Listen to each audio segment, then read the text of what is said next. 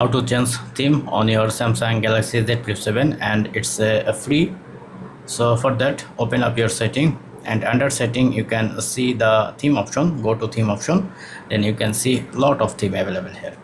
Make sure you are using the if you press on top, those are top. For example, you want to change this one, then simply press on this one and press on download, then it will be a download automatically, don't worry.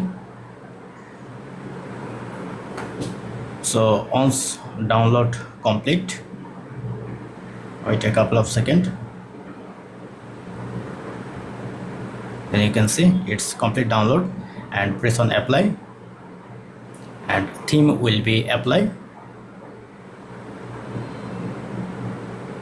Now here you can see my wallpaper or theme is totally changed.